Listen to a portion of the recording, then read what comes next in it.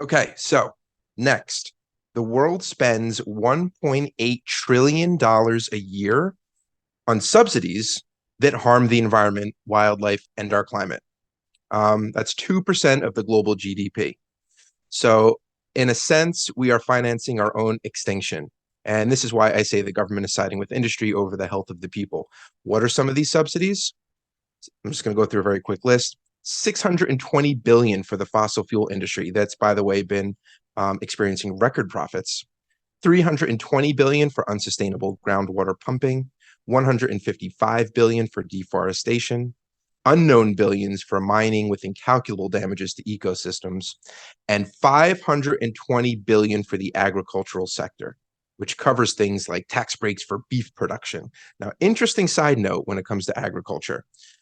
Farms receive 90% of that subsidy, and small farms play a critical role in feeding the world. Now, for example, small farms make up 50% of Ukraine's crops, but small-scale producers receive just 1.7% of total global climate financing, which is about $10 billion out of the $240 billion a year that they would need to adapt to climate change. So what does that all mean? It's the industrial farming that's receiving the bulk of the subsidies that are the most harmful to the environment. They're the ones using the big machines and doing all that kind of stuff, big swaths of land.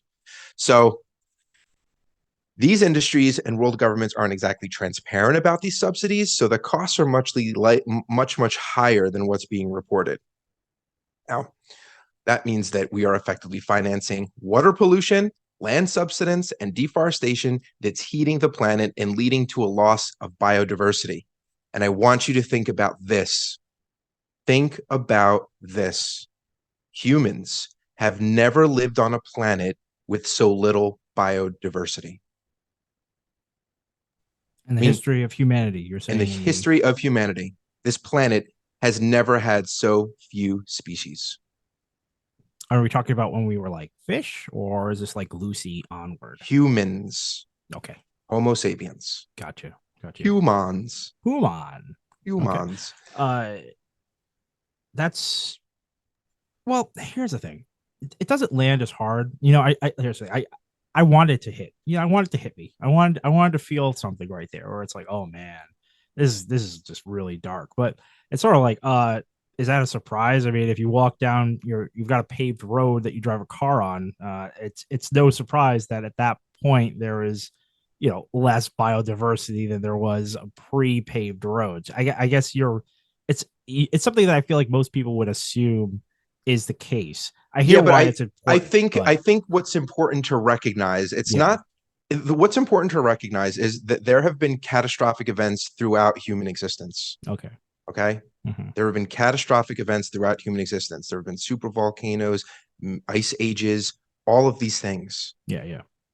Humans have outdone all of those natural disasters.